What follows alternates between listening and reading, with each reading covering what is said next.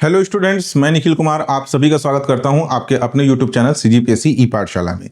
CGPSC ई पाठशाला में आज का हमारा टॉपिक है छत्तीसगढ़ करंट अफेयर्स, जिसमें हम चर्चा करने वाले हैं जुलाई माह के करंट अफेयर्स पर।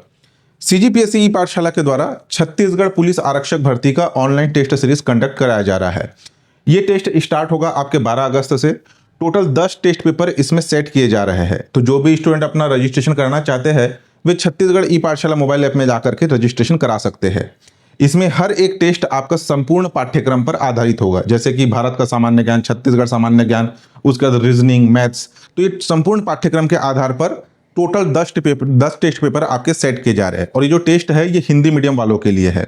ऑनलाइन टेस्ट अटेम्प्ट करने के बाद आपको अलग से टेस्ट का पीडीएफ भी प्रोवाइड कराया जाएगा। जब आप ऑनलाइन टेस्ट अटेम्प्ट करेंगे और उसको सबमिट करेंगे तो आपको तुरंत पता चल जाएगा कि कितने क्वेश्चन आपके करेक्ट है, कितने क्वेश्चन आपने रॉन्ग अटेम्प्ट किए हैं और आपके टोटल मार्क्स कितने हैं।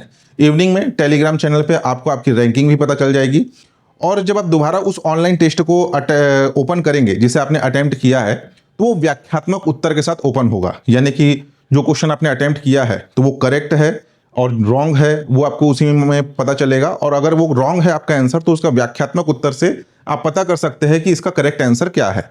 और जो अलग से आपको पीडीएफ प्रोवाइड कराया जाएगा उस पीडीएफ में भी सारे क्वेश्चन के व्याख्यात्मक उत्तर लास्ट में अटैच किए हुए रहेंगे। तो जो भी स्टूडेंट इंटरेस्टेड है वे छत्तीसगढ़ ई पाठशाला मोबाइल ऐप में जाकर के अपना रजिस्ट्रेशन करा सकते हैं। ठीक है, चलिए टॉपिक पे आते हैं, ध्यान दीजिएगा। पीपल की नई प्रजाति की खोज। हाल ही में छत्तीसगढ़ के बस्तर जिले के कांगेर घाटी राष्ट्रीय उद्यान में पीपल के नई प्रजाति की खोज हुई है।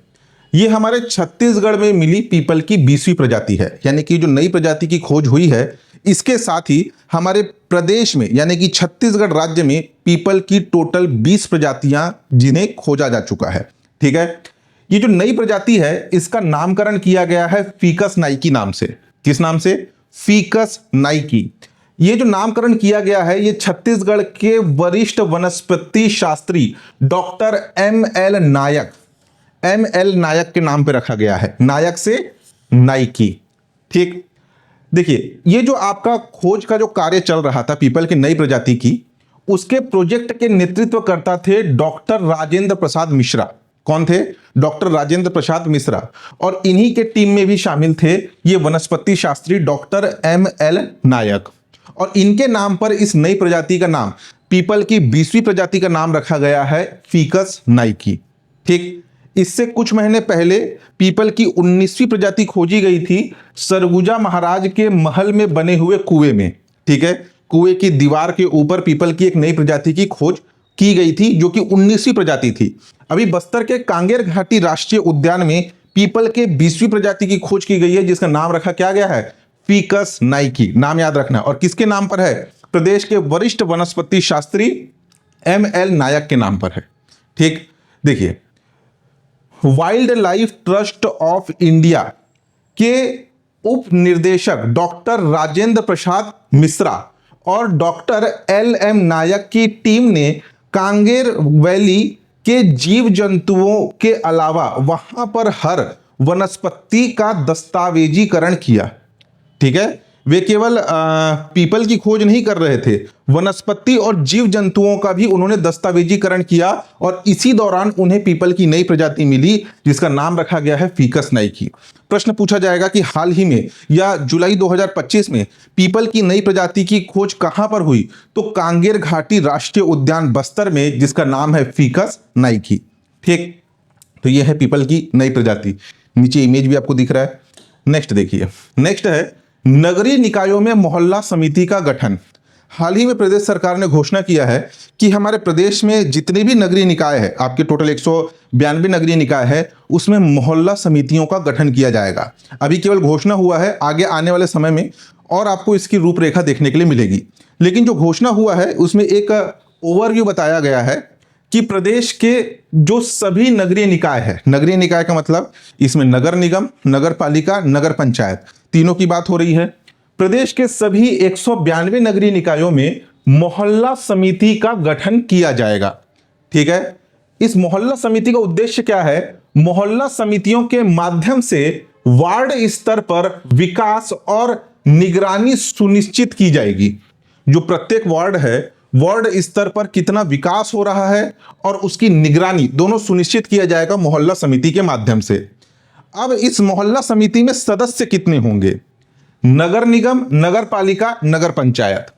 नगर निगम के प्रत्येक वार्ड में 10 सदस्यीय समिति का गठन किया जाएगा, मोहल्ला समिति का। नगर पालिका परिषद स्तर पर आपके 7 सदस्यीय मोहल्ला समिति का गठन किया जाएगा प्रत्येक वार्ड में, और नगर पंचायत स्तर पर प्रत्येक वार्ड में 5 सदस्यीय समिति का गठन किया जाएगा। अभी जो है एक ओवरव्यू बताया गया है। हो सकता है आगे आने वाले समय में जब राजपत्र पे इसकी अधिसूचना जारी होगी या फर्दर जो है कैबिनेट कोई निर्णय लेगा तो हो सकता है कि ये डाटा चेंज हो जाए, लेकिन अभी एक ओवरव्यू बताया गया है कि जो नगर निगम है उसके प्रत्येक वार्ड में 10 सदस्य, आपके नगर पालिका में प्रत्येक वार्ड पर 7 सदस्य और नगर पंचायत के प्रत्येक वार्ड में आपके 5 सदस्यीय मोहल्ला समिति का गठन किया जाएगा। ठीक, ये जो आपके सदस्यों की संख्या बताई गई है, हर समिति यानी कि जो मोहल्ला समिति है उसमें सदस्य संख्या का 50% महिलाएं होंगी, यानी कि 10 में से 5 महिलाएं होंगी। ठीक है, तो समिति में हर एक स्तर पर समिति में 50% महिलाएं, जिसमें एसटी, एससी, ओबीसी से भी इसमें शामिल होंगे, अनिवार्य रूप से शामिल होगी इस समिति में।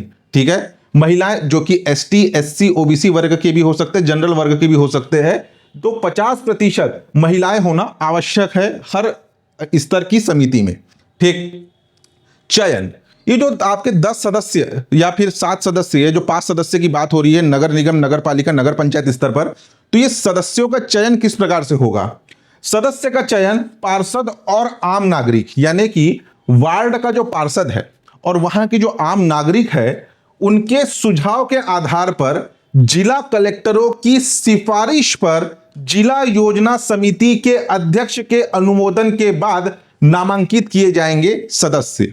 ठीक है, विशेष ध्यान यह दिया जाएगा कि इन समितियों में विविध सामाजिक वर्गों की समान भागीदारी सुनिश्चित हो। ठीक है, यानी कि अलग अलग वर्ग के, अलग अलग समुदाय की भागीदारी इसमें सुनिश्चित हो।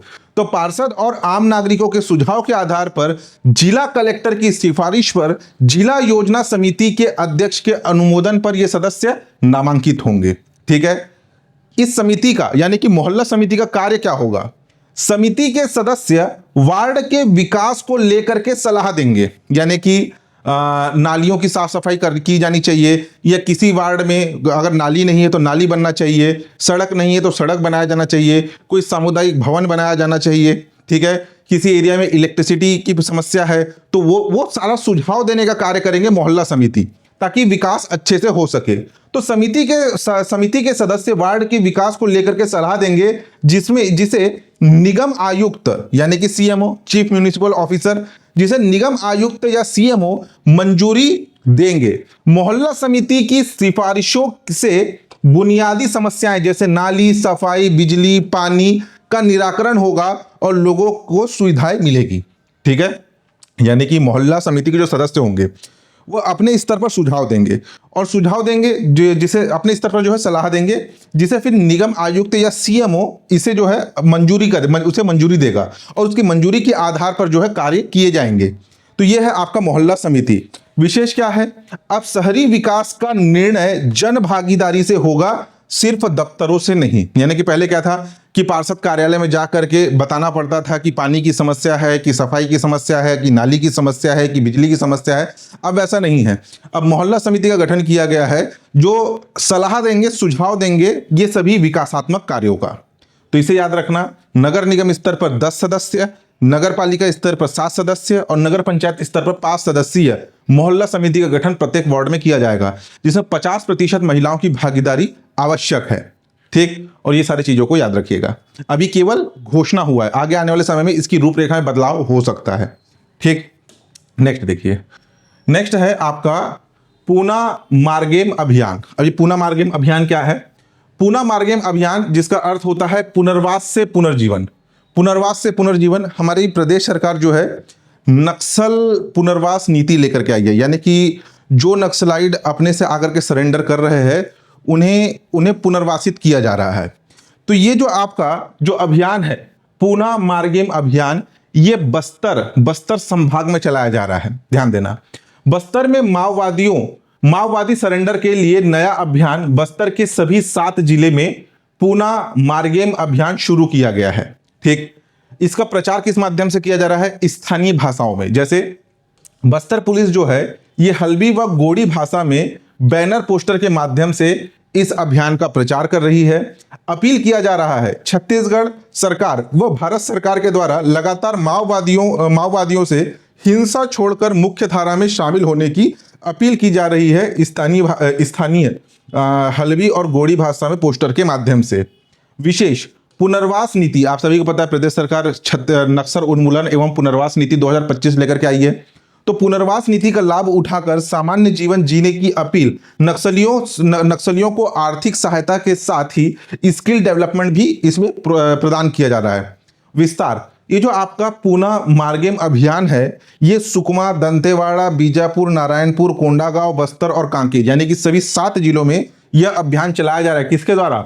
बस्तर पुलिस के द्वारा यह अभियान चलाया जा रहा है। पूना मार्गेम जिसका अर्थ होता है पुनर्वास से पुनर्जीवन। ठीक, नेक्स्ट देखिए, नेक्स्ट है छत्तीसगढ़ की सबसे ऊंची चोटी। छत्तीसगढ़ की सबसे ऊंची चोटी जिसे अब तक हम पढ़ते आ रहे हैं गौरालाटा, और पहले के एग्जाम में पूछा गया भी प्रश्न है। छत्तीसगढ़ की सबसे ऊंची चोटी कौन सी है? गौरालाटा।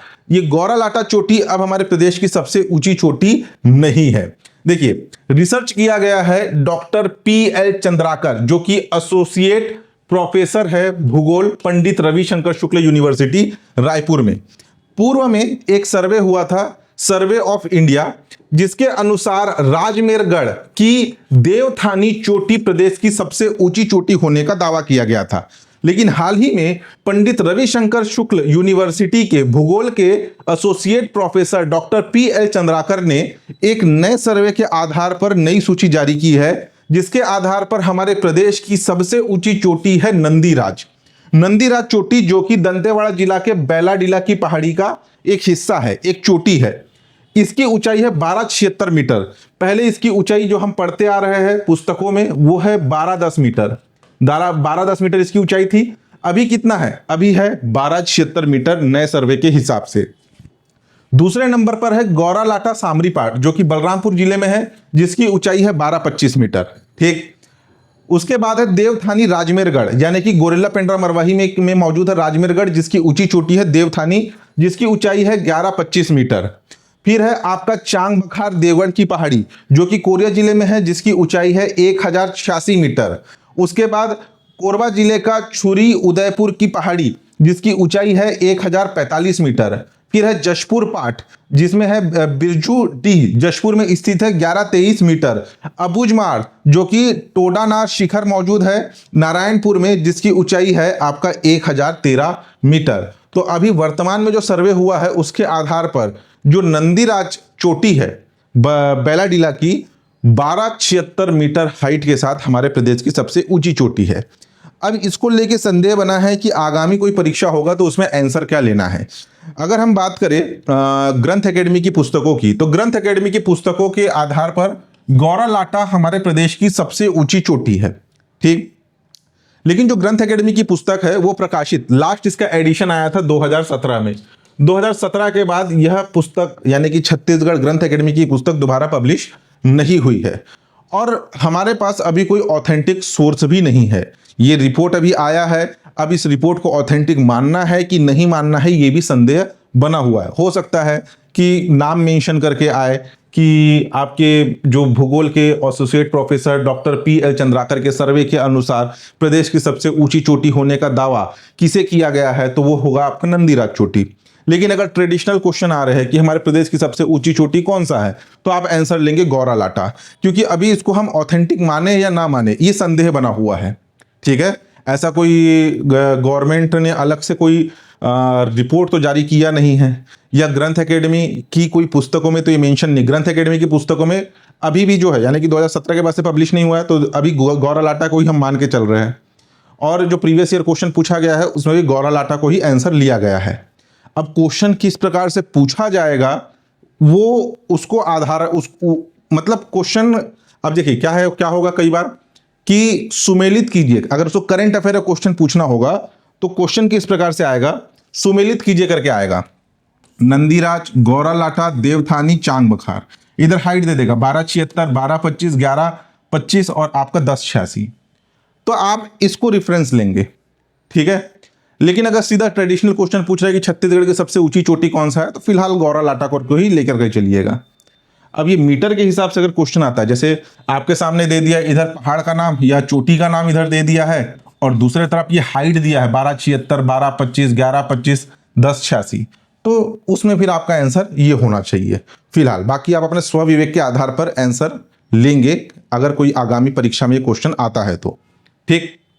नेक्स्ट देखिए, नेक्स्ट है स्वच्छता सर्वेक्षण पुरस्कार 2024-25।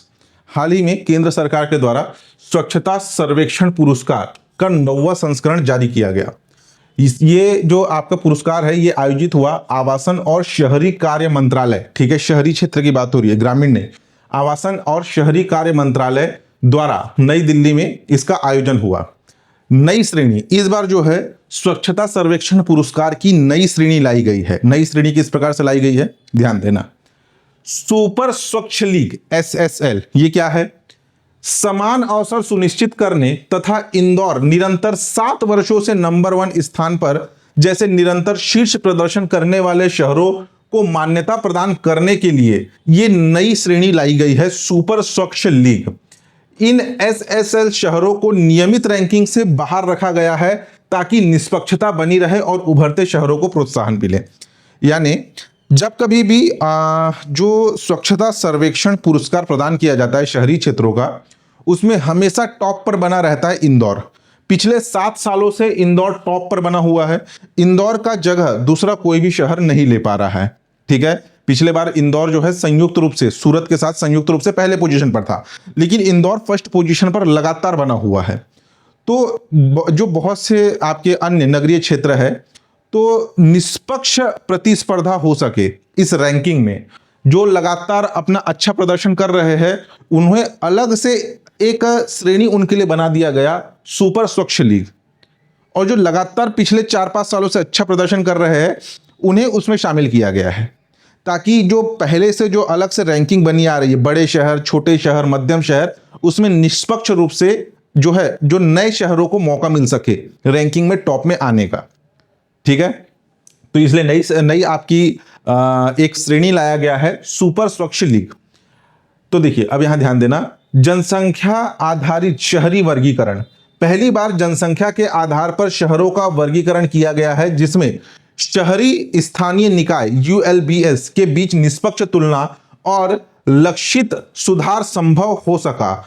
शहरों को 5 श्रेणियों में रैंकिंग प्रदान किया गया है। एक तो आपका सुपर स्वच्छ लीग जो लगातार अच्छा प्रदर्शन कर रहे हैं उन लोगों के लिए, फिर है आपका बहुत छोटे शहर जिनमें 20,000 से कम जनसंख्या है, छोटे शहर 20,000 से 50,000 जनसंख्या वाले, मध्यम शहर 50,000 से 3 लाख जनसंख्या वाले, बड़े शहर 3 से 10 लाख जनसंख्या वाले, और मिलियन प्लस शहर 10 लाख से अधिक जनसंख्या वाले। तो जनसंख्या के आधार पर 5 श्रेणी बनाई गई है, और पिछले कुछ वर्ष से अच्छा प्रदर्शन करने वाले शहरों को एक नई श्रेणी बनाया गया है, सुपर स्वच्छ लीग, ठीक। अगर हम बात करें ये जो अलग अलग श्रेणी है शहरों की, बहुत छोटे शहर, मध्यम शहर, बड़े शहर, मिलियन प्लस शहर, इन जो जनसंख्या के आधार पर 5 श्रेणियां बनाई गई है, उसमें 20,000 से कम यानी कि ये बहुत छोटे शहर, इस सूची में टॉप में रहा बिल्हा, ठीक है। टॉप में कौन सा रहा, बिल्हा।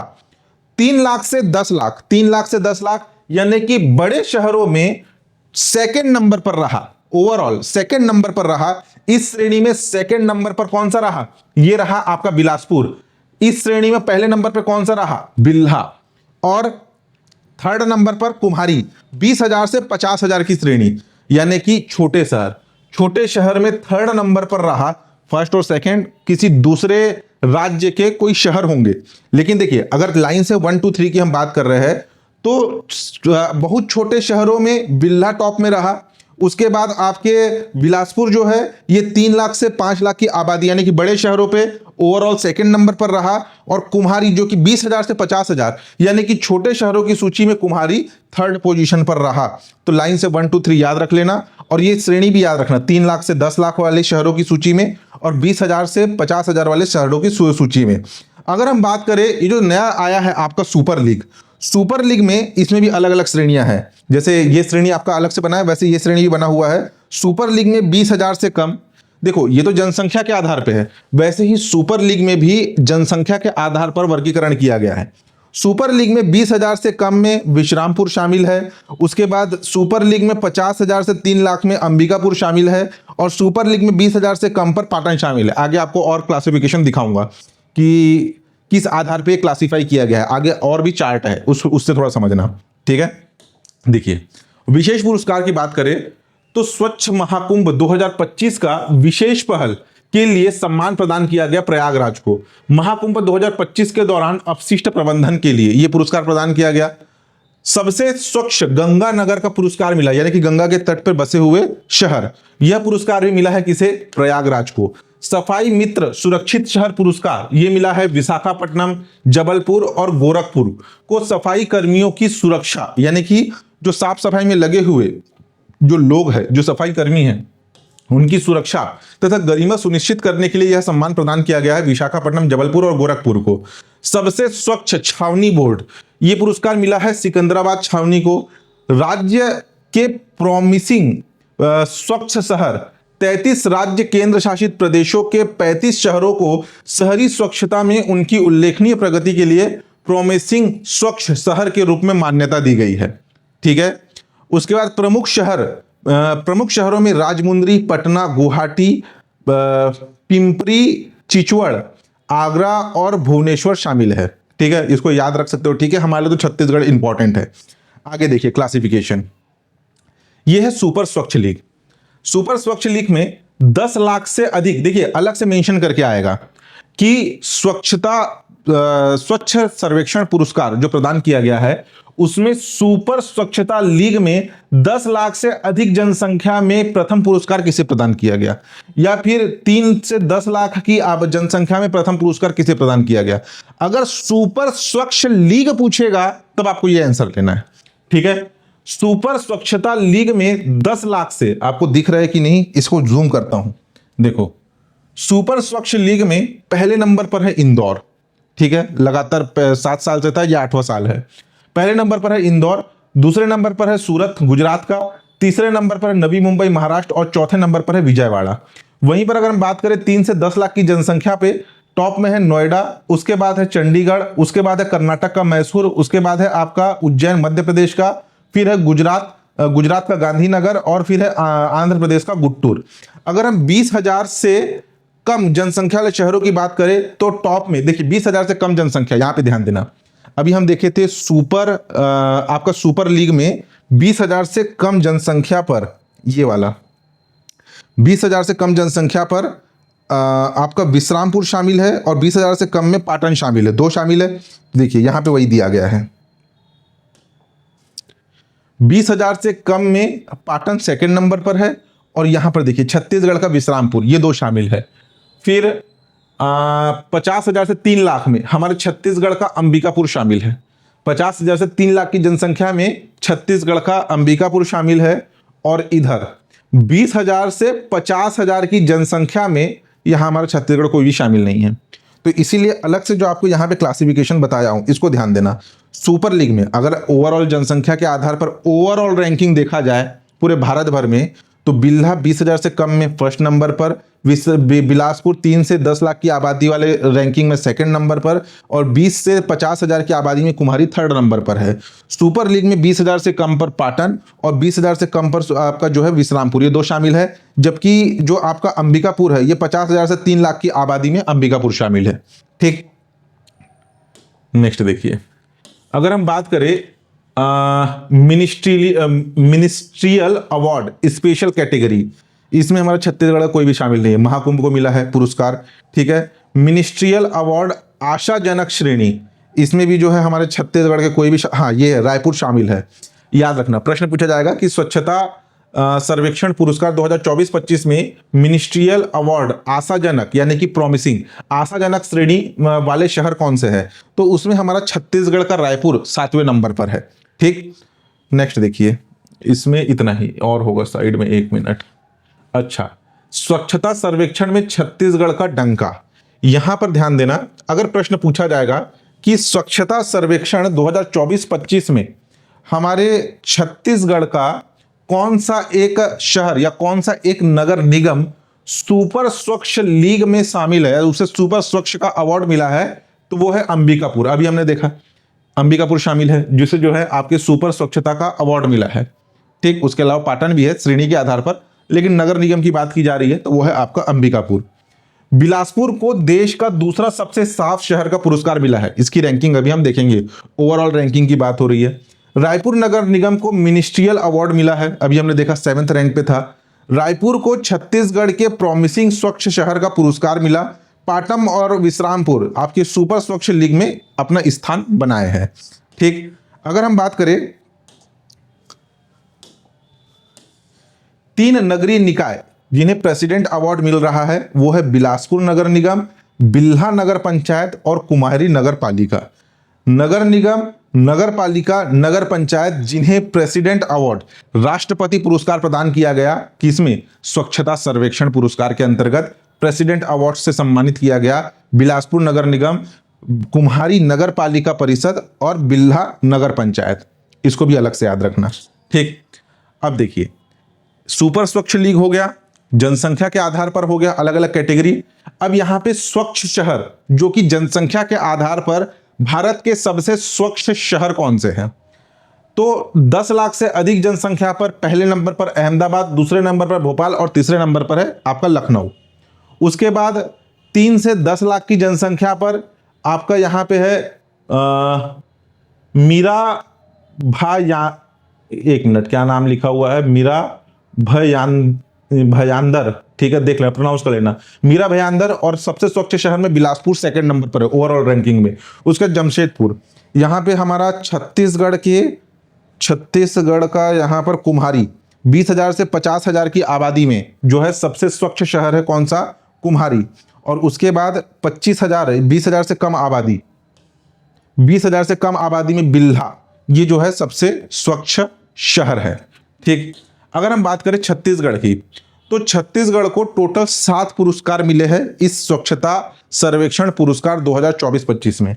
डायरेक्ट प्रश्न पूछा जाएगा कि स्वच्छता सर्वेक्षण पुरस्कार 2024-25 में छत्तीसगढ़ को कुल कितने पुरस्कार मिले? तो कुल 7 पुरस्कार मिले हैं। ठीक है, कितने पुरस्कार मिले पूछा जाएगा, तो कुल 7 पुरस्कार मिले हैं। वैसे ही OFD प्लस की संख्या कितनी है, OFD डबल प्लस की संख्या कितनी है, OFD की संख्या कितनी है, वाटर प्लस की संख्या कितनी है, इससे क्वेश्चन पूछे जाने की संभावना कम है।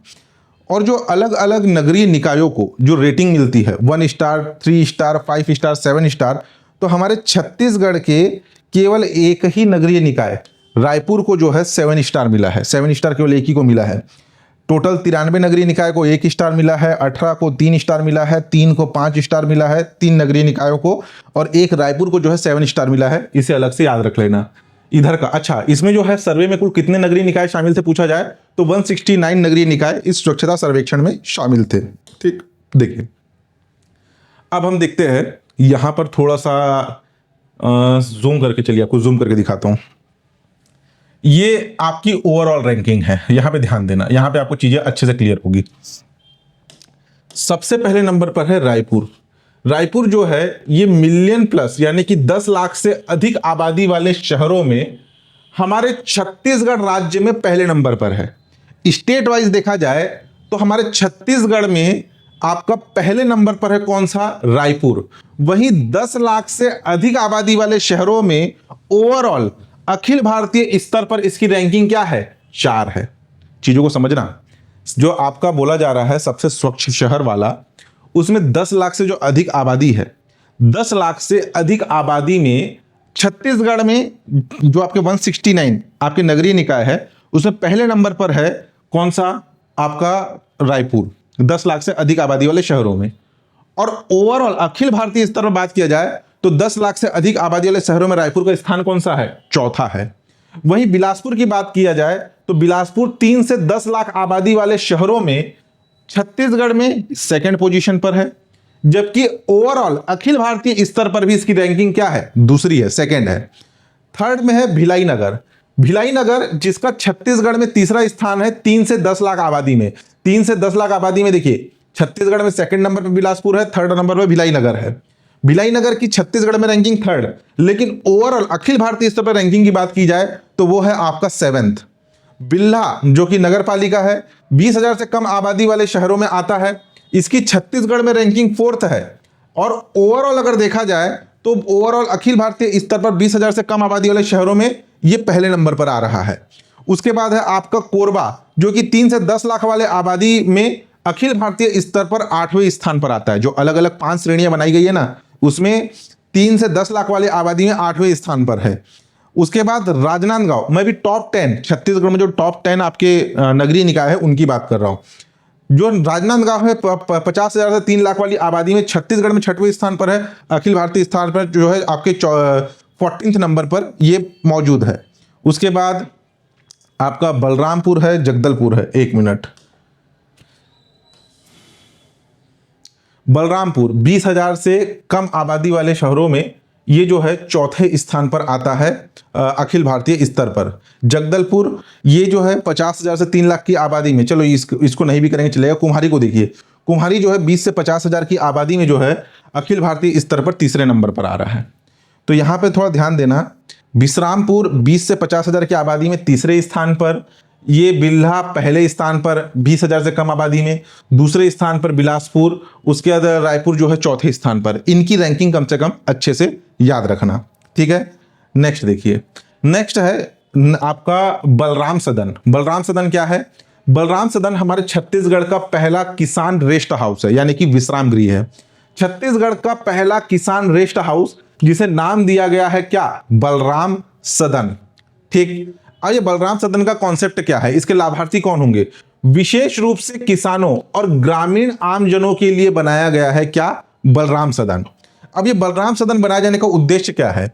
दूर दराज से आने वाले ग्रामीणों व किसानों को शासकीय कार्य, जैसे कि कोई आपके ग्रामीण या किसान अपने गांव से काफी लंबी यात्रा करके तहसील पहुंचते हैं, एसडीएम कार्यालय पहुंचते हैं किसी कार्य के लिए, तो शासकीय कार्य के दौरान सम्मानजनक और सुविधाजनक ठहराव उपलब्ध हो सके। जैसे गांव में जो है जगह जगह पे तहसील ऑफिस होते हैं, लेकिन वो ग्राम पंचायत से या उनके गांव से काफ़ी दूर होता है, 40 किलोमीटर 50 किलोमीटर का सफ़र करके आते हैं। और तहसील के कार्य या एसडीएम कार्यालय के कार्य में काफ़ी समय लगता है, उनका पूरा दिन निकल जाता है, सुबह से आए हुए शाम हो जाता है। लेकिन उनका कई बार ऐसा भी होता है कि उनका नंबर नहीं आता, उन्हें वापस जाना पड़ता है और उन्हें उनके ठहरने की कोई व्यवस्था नहीं होती। कोई पेड़ के नीचे बैठा हुआ है, कोई चटाई बिछा के बैठा हुआ है, कोई अपना व्यवस्था करके बैठा रहता है। खुले आपके कार्यालय तहसील के सामने जो है अपना कार्यालय के बाहर बैठे रहते हैं, कोई धूप में बैठा है, कोई पेड़ के नीचे बैठा है, ऐसे करके व्यवस्था से बैठे रहते हैं। तो उन्हें जो है सम्मानजनक और सुविधाजनक ठहराव उपलब्ध हो, इसीलिए ऐसे शासकीय कार्यालयों के समीप जो है बलराम सदन बनाया जा रहा है। पहला बलराम सदन बनाया गया है आपके कबीर धाम में, ठीक है, ये शायद यहाँ पे लिखा नहीं है। कबीर धाम में प्रदेश का पहला आपका बलराम सदन यानी किसान रेस्ट हाउस बनाया गया है। इसमें सुविधाएं क्या क्या प्रदान की जाएगी? एसी युक्त कमरे होंगे, टीवी और विश्राम हॉल होगा, स्वच्छ पेयजल व्यवस्था होगी, उसके बाद साफ सुथरे शौचालय, सुलभ और सुरक्षित ठहराव की व्यवस्था होगी। टीवी केवल गवर्नमेंट के ऐड के लिए होगा, ठीक है, कोई इसमें सीरियल नहीं चलेगा, कोई न्यूज़ नहीं चलेगा, छत्तीसगढ़ सरकार अपने ऐड चलाएगी। तो एसी युक्त कमरे, टीवी और विश्राम हॉल, पेयजल, स्वच्छ पेयजल व्यवस्था, साफ सुथरे आपके शौचालय और सुरक्षित ठहरने की व्यवस्था, ये है आपका बलराम सदन, ठीक। पहले बलराम सदन का उद्घाटन जो है उप मुख्यमंत्री के द्वारा किया गया है। नेक्स्ट देखिए, किसान उन्नति योजना, ये जो कृषक उन्नति योजना, कृषक उन्नति योजना पिछले साल 12 मार्च 2024 को बालोद जिले से इस कृषक उन्नति योजना की शुरुआत की गई थी। ये जो कृषक उन्नति योजना जब 2024 में इसे लाया गया था, तो ये लाया गया था धान के लिए। धान के लिए का मतलब प्रदेश सरकार जो है ये 3100 रुपये प्रति कुंटल की दर से धान खरीदी की घोषणा करती है या धान की खरीदी करती है। अब केंद्र सरकार जो न्यूनतम समर्थन मूल्य जारी करती है, वो राशि केंद्र सरकार के द्वारा किसानों के बैंक अकाउंट में डायरेक्ट आपका ट्रांसफर किया जाता है, जो केंद्र सरकार ने एमएसपी जारी किया है। लेकिन प्रदेश सरकार बोलती है कि हम 3100 रुपये प्रति कुंटल प्रदान करेंगे प्रदेश के किसानों को। तो जो एमएसपी के अलावा, ठीक है, जो न्यूनतम समर्थन मूल्य है, उसके बाद की जो अतिरिक्त राशि है, अतिरिक्त राशि 3100 रुपये को पूरा करने की, वो अतिरिक्त राशि प्रदान की जाती है कृषक उन्नति योजना के तहत। अब ये कृषक उन्नति योजना इस बार फिर से हाईलाइट में आया। पहले ये समझना कि शुरू कब हुआ, पिछले साल 12 मार्च 2024 को हुआ। इस शुरुआत में ये केवल धान खरीदी तक सीमित था, ठीक। 3100 रुपये प्रति कुंटल की दर से 21 कुंटल प्रति एकड़ के मान से समर्थन मूल्य पर धान खरीदी करती है हमारी प्रदेश सरकार। अब यहां ध्यान देना, सहायता न्यूनतम समर्थन मूल्य एमएसपी के बाद जो अंतर की राशि है उसका भुगतान किया जाता है, यानी कि 3100 रुपये प्रति कुंटल, ठीक। और अभी वर्तमान में जो आपका धान का जो रेट चल रहा है आपका कितना, 2369। तो जो बचा हुआ जो अमाउंट है कितना, 731 रुपये। ये 731 रुपये मल्टीप्लाई बाय आपका 21 कुंटल, जो भी राशि होगी वो प्रदान की जाएगी कृषक उन्नति योजना के माध्यम से। ये तो बात हो गई धान की। अब ये कृषक उन्नति योजना दोबारा चर्चा में क्यों आया, इसको थोड़ा समझना। पहला चीज ये कि कृषक उन्नति योजना, इसका क्रियान्वयन, योजना का क्रियान्वयन खरीफ विपणन वर्ष 2025 से मार्कफेड खाद्य विभाग, छत्तीसगढ़ राज्य बीज एवं कृषि विकास निगम लिमिटेड तथा संचालनालय कृषि के माध्यम से किया जाएगा। ये सब क्रियान्वयन कर रहे हैं। भुगतान, अभी केवल धान की बात कर रहा हूं, आगे हम देखेंगे कि इसमें क्या चीज ऐड किया गया है। खरीफ वर्ष 2025 में समर्थन मूल्य पर धान बेचने वाले किसानों को इसमें भुगतान किया जाएगा कितना, इसको ध्यान देना। प्रदेश सरकार कितनी, 3100 रुपये प्रति कुंटल की दर से धान खरीदी कर रही है। केंद्र सरकार जो सेंट्रल गवर्नमेंट है वो धान के लिए न्यूनतम समर्थन मूल्य निर्धारित की है कितना, 2369, 369 रुपये, जबकि ग्रेड ए का आपका समर्थन मूल्य निर्धारित किया गया है 2389, ठीक। अब 3100 रुपये पूरा करने में इसमें अतिरिक्त राशि कितना प्रदान होगा, 771 रुपये प्रति कुंटल। अगर आप 2369 में 731 जोड़ेंगे तब जाकर के ये 3100 रुपये प्रति कुंटल होता है। वैसे ही जो ग्रेड ए धान है उसमें जो न्यूनतम समर्थन मूल्य है उसमें आप 711 रुपये जोड़ेंगे तब जाके वो 3100 रुपये होगा। तो अधिकतम कितना, 21 कुंटल प्रति एकड़। तो आपका ये जो है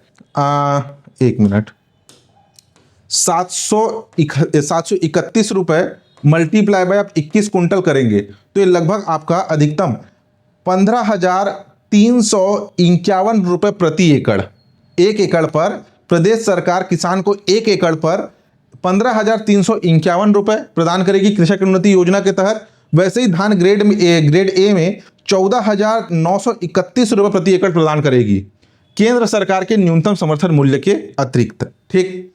अब देखिए पात्र हितग्राही कौन होंगे इसके अंतर्गत, कृषक, अच्छा, इस कृषक उन्नति योजना जो कि अब तक केवल धान के लिए था, अब इसमें दलहन, तिलहन और मक्का की फसल को भी शामिल किया जा रहा है। दलहन, तिलहन, मक्का और मोटे अनाज, इन्हें जो है कृषक उन्नति योजना के अंतर्गत शामिल किया जा रहा है। अब इसमें पात्र कौन होंगे, कृषक एकीकृत किसान पोर्टल में पंजीकृत किसान, यानी कि ऐसे किसान जिन्होंने कृषक एकीकृत किसान पोर्टल में अपना रजिस्ट्रेशन कराया है। दूसरा, पिछले खरीफ वर्ष में धान की खेती कर सहकारी समितियों में समर्थन मूल्य पर धान विक्रय करने वाले किसान इस खरीफ विपणन वर्ष 2025 में इसके लिए पात्र होंगे। एक तो उनका कृषक एकीकृत किसान पोर्टल में रजिस्ट्रेशन होना चाहिए, और पिछले साल जिन्होंने धान की खेती कर सहकारी समितियों में समर्थन मूल्य पर अपना धान बेचा है वो इसके लिए पात्र होंगे। तीसरा, वर्तमान में धान के स्थान पर दलहन, तिलहन, मक्का, लघु धान्य फसलें जैसे कि कोदो, कुटकी, रागी या कपास की खेती करने वाले किसान इसके अंतर्गत पात्र होंगे, ठीक।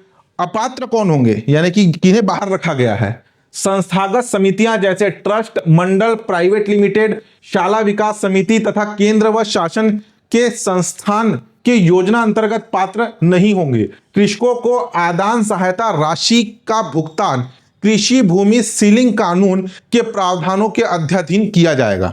अभी आपको समझाऊंगा, चीजें समझ में आ जाएगी। अगर चीज समझ में नहीं आ रही है आपको आसानी से पहले एक बार पढ़ लेते हैं पूरा क्या है, फिर आपको बताता हूं। आदान सहायता राशि की बात हो रही है। अब ये आदान सहायता राशि क्या है?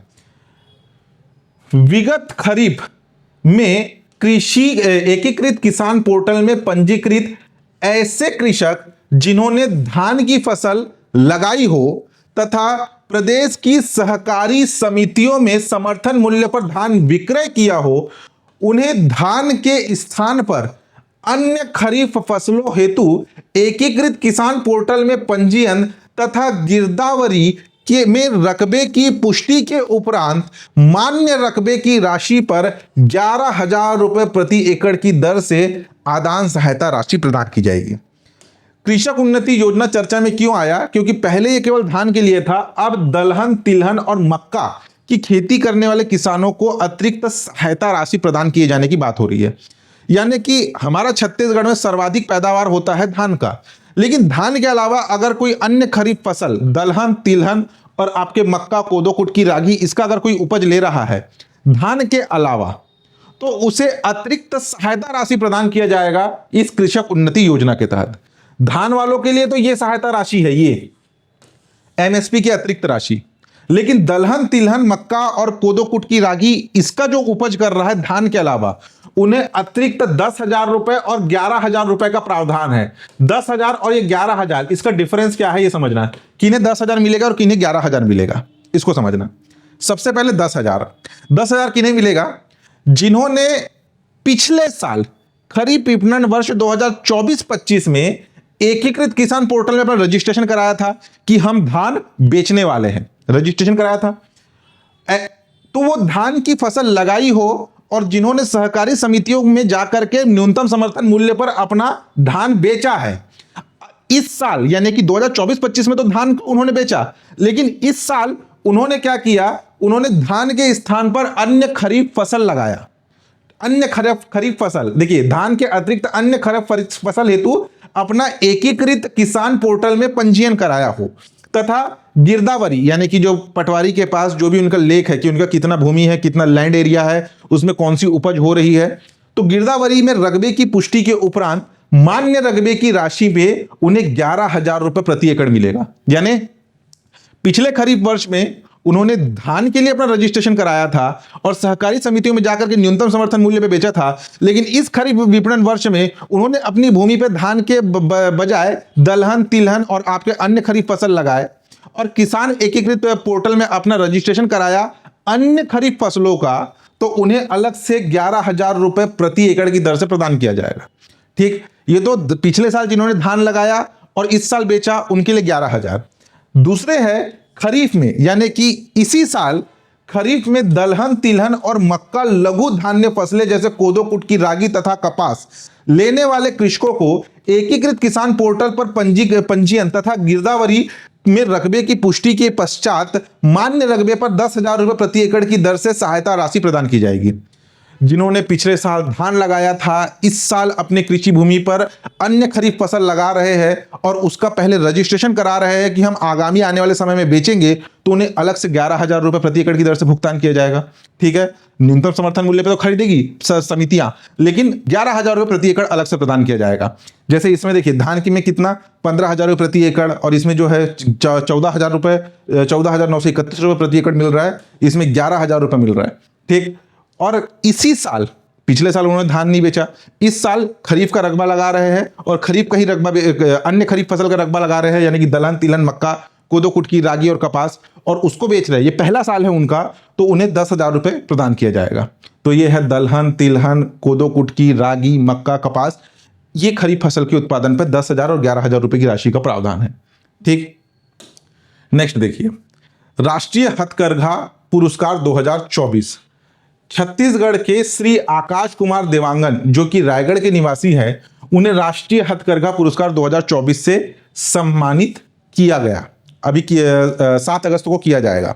ठीक है, ये निवासी है रायगढ़ के, उत्कृष्ट कार्य, यहां पे ध्यान देना, इन्हें पुरस्कार क्यों मिल रहा है? राष्ट्रीय हथकरघा पुरस्कार 2024 जनजातीय बस्तर जाला कोसा साड़ी के उत्कृष्ट निर्माण के लिए, इसे याद रखना, जनजातीय बस्तर के जाला कोसा साड़ी के उत्कृष्ट निर्माण के लिए राष्ट्रीय हथकरघा पुरस्कार 2024 से सम्मानित किया जाएगा श्री आकाश कुमार देवांगन जी को।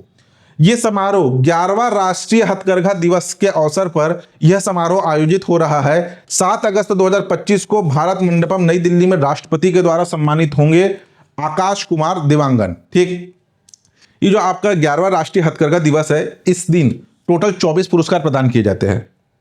5 संत कबीर पुरस्कार होते हैं, ठीक है, जिसमें 3.5 लाख रुपए का नगद पुरस्कार, स्वर्ण पत्र, ताम्र पत्र, शॉल और मान्यता पत्र दिया जाता है।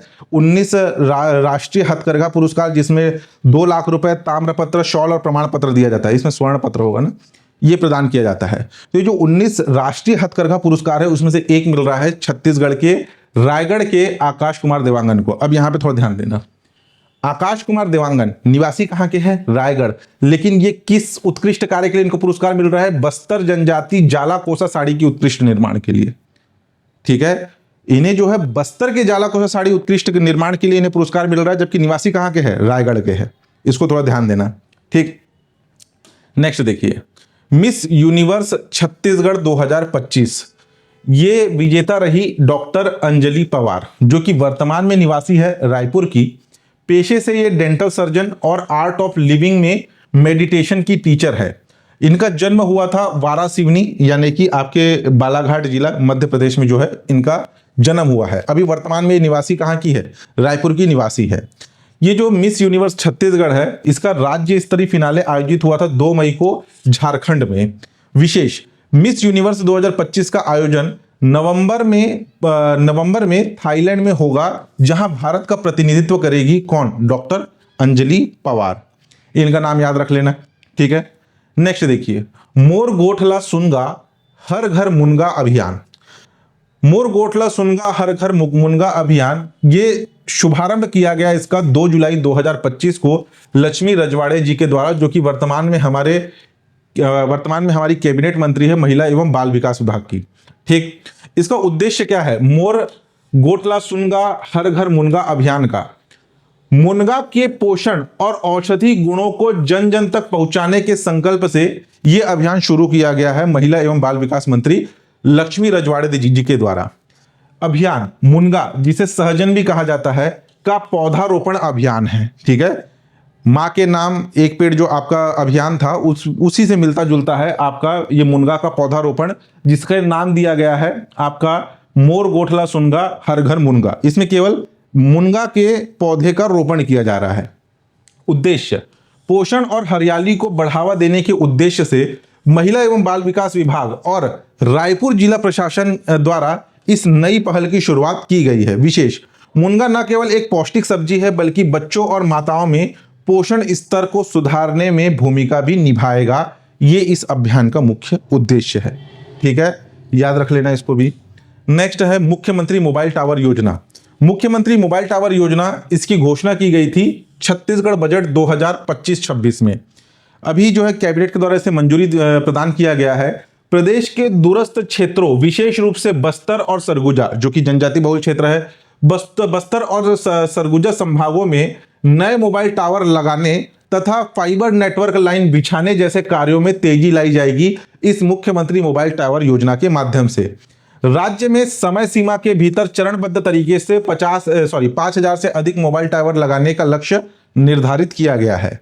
अभी जो है प्रथम चरण में 5,000 से अधिक मोबाइल टावर लगाए जाएंगे, इतना भी घोषणा हुआ है। इस पे भी क्रियान्वयन किया जाएगा। ठीक, जश प्योर ब्रांड लोकल से ग्लोबल की ओर। जश प्योर ब्रांड पिछले 2-3 महीने पहले जनवरी में जो है ये चर्चा में था। अभी जो है ये जश प्योर ब्रांड फिर से चर्चा में आया है। क्या जश प्योर ब्रांड, नाम से स्पष्ट, जश प्योर यानी कि जशपुर का एक ब्रांड है, एक महिला प्रधान ब्रांड है, यानी कि इसमें जितने भी आपके कार्यरत एम्प्लॉय है, जो कर्मचारी है, वो महिला है। महिला प्रधान ब्रांड है जो परंपरा, पोषण और आत्मनिर्भरता का प्रतीक है। कहाँ का ब्रांड है? जशपुर जिले का वनोपज आधारित एक स्थानीय ब्रांड है, वहां का लोकल ब्रांड है। ये चर्चा में क्यों आया? ब्रांड के प्रचार प्रसार हेतु जश प्योर ब्रांड का ट्रेडमार्क अब छत्तीसगढ़ उद्योग विभाग को सौंपा जाएगा। अब तक तो वहां का स्थानीय ब्रांड था, लेकिन अब इसका जो ट्रेडमार्क है वो सौंपा जा रहा है उद्योग विभाग को। इसका उद्देश्य है इसे देश और दुनिया में लोकप्रिय बनाना, ठीक है, ग्लोबल स्तर पर इसकी पहचान दिलाना। इसके मुख्य उत्पाद की बात करें तो महुआ जो है, महुआ नेक्टर, महुआ लड्डू, महुआ कुकीज, कैंडी, रागी पास्ता, कोदो कुटकी चावल। विशेष महुआ उत्पाद महुआ वन्यप्राश, महुआ कैंडी, महुआ कोकोआ नेक्टर। मिलेट आधारित उत्पाद है रागी, कोदो कुटकी, टाउ से बने हुए पास्ता और अन्य उत्पाद। समझौता हुआ इसके लिए रेयर प्लेनेट के साथ, एक कंपनी है रेयर प्लेनेट के साथ समझौता हुआ है। 5 एयरपोर्ट पर इसकी बिक्री शुरू होंगे। जश प्योर ब्रांड, ठीक है, इसे याद रख लेना। नेक्स्ट देखिए, नेक्स्ट है अनिमेष कुजूर। पिछले महीने भी हमने इनका फैक्ट पढ़ा था, इस महीने फिर से आ गए है ये अनिमेष कुजूर, जो कि 5 जुलाई को ग्रीस में रोमिया international sprint and relays meeting, ठीक है, एक प्रतिस्पर्धा जो कि ग्रीस में आयोजित हुई, इस पे अपने प्रदर्शन के लिए चर्चा में रहे। अनिमेष ने 10.18 सेकंड के शानदार समय के साथ 100 मीटर का राष्ट्रीय रिकॉर्ड तोड़ा है। नेशनल रिकॉर्ड इन्होंने तोड़ लिया है। उपलब्धि, अपने इस 10.18 सेकंड में 100 मीटर का राष्ट्रीय रिकॉर्ड तोड़ करके अपनी दमदार क्षमता का प्रदर्शन कर इतिहास रच दिया और देश के सबसे तेज धावक बन गए हैं। अभी आप गूगल में सर्च करेंगे भारत के सबसे तेज धावक, तो आपको नाम मिलेगा अनिमेष कुजूर, ठीक। ये निवासी है आपके जशपुर जिले के घुइटा नगर के, ठीक है। और ये जो अनिमेष कुजूर है ये उराव समुदाय से संबंधित है, उराव जनजाति से संबंधित है। अभी वर्तमान में जशपुर जिले में नहीं है। इनके फादर जो है वो गवर्नमेंट एम्प्लॉय है, टाइम पर जो है इनका ट्रांसफर होते रहता है। इनका प्रारंभिक शिक्षा जो है जशपुर में हुआ, ठीक है।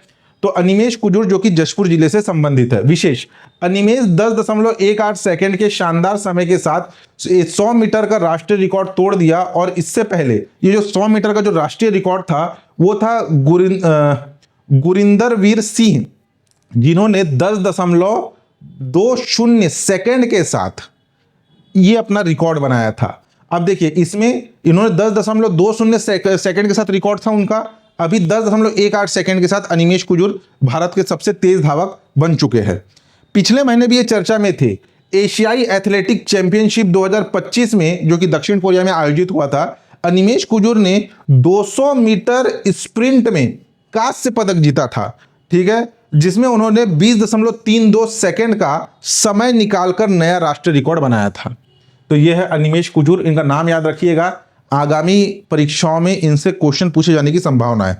अच्छा, दूसरा इंपॉर्टेंट चीज ये कि जिस हिसाब से क्वेश्चन अभी आ रहे हैं एग्जाम में करंट अफेयर के पैटर्न, चाहे वो एडीओ हो, बॉयलर इंस्पेक्टर हो, या फिर आपका आबकारी आरक्षक भर्ती परीक्षा हो, प्रयोगशाला परिचारक भर्ती परीक्षा हो, इसमें यह देखने के लिए मिल रहा है कि खेल सेक्टर से थोड़ा तो क्वेश्चन आ रहे हैं और उसके साथ साथ थोड़ा आपके क्वेश्चन जो है करंट महीने से नहीं आ रहे हैं।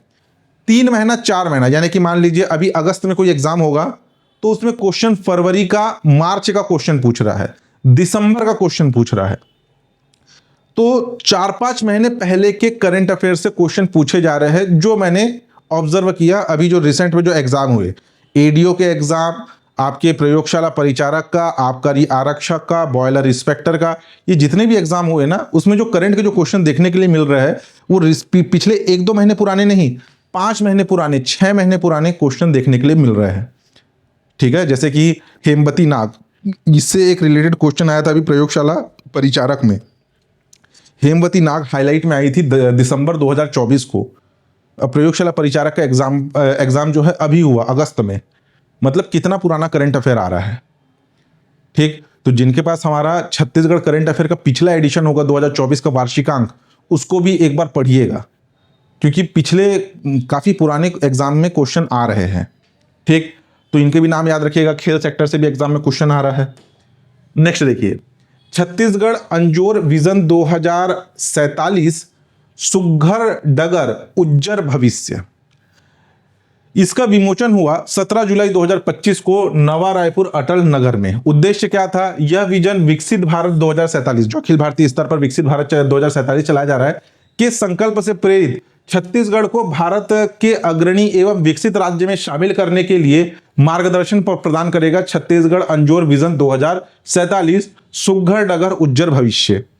विकास, इसमें जो रूपरेखा बनाई गई है इसके तहत राज्य के 13 प्रमुख क्षेत्र या थीम में 10 मिशन के माध्यम से संतुलित विकास किया जाएगा। याद रखना कि छत्तीसगढ़ अंजोर विजन 2047 के अंतर्गत कितने प्रमुख क्षेत्रों का जो है विकास किया जाएगा, 13 प्रमुख क्षेत्रों का। कितने मिशन के माध्यम से किया जाएगा, 10 मिशन के माध्यम से। ये दोनों डाटा तो पहले याद रखना, ठीक। अब 13 प्रमुख क्षेत्र कौन कौन से हैं? शिक्षा, स्वास्थ्य, उद्योग, अधोसंरचना, लॉजिस्टिक, कृषि, वनोपज, निवेश, कौशल विकास, सूचना प्रौद्योगिकी एवं आर्टिफिशियल इंटेलिजेंस, पर्यटन, संस्कृति, पर्यावरण संरक्षण एवं सतत विकास। ये 13 प्रमुख क्षेत्र है। लक्ष्य के देखिए, इसमें जो है 2047 तो इसका एक रूपरेखा है, लेकिन इसमें अल्पकालीन, मध्यमकालीन और दीर्घकालीन लक्ष्य है। सबसे पहले अल्पकालीन लक्ष्य जिसका टारगेट रखा गया है 2030 तक, मध्यकालीन लक्ष्य जिसका आपका टारगेट रखा गया 2035 तक, दीर्घकालीन लक्ष्य जिसका टारगेट रखा गया 2047 तक। आगे आने वाले समय में किस प्रकार के मिशन लाए जाएंगे उसका भी अपडेट आपको मिलेगा, ठीक। अंजोर विजन 2047 जिसके प्रमुख लक्ष्य क्या क्या है? राज्य की जो जीडीपी है उसे 15 गुना बढ़ाना, ठीक है। 2047 तक छत्तीसगढ़ की जीडीपी 15 गुना बढ़ाने का लक्ष्य रखा गया है। जैसे वर्तमान में छत्तीसगढ़ की जीडीपी 5.12 लाख है, उसे 15 गुना बढ़ा करके लगभग 75 लाख करोड़ करने का लक्ष्य है। कृषि जीडीपी को 11 गुना बढ़ाने का लक्ष्य है, जो कि वर्तमान में 98,000 करोड़ है, उसे बढ़ा करके 11 लाख करोड़ करना है।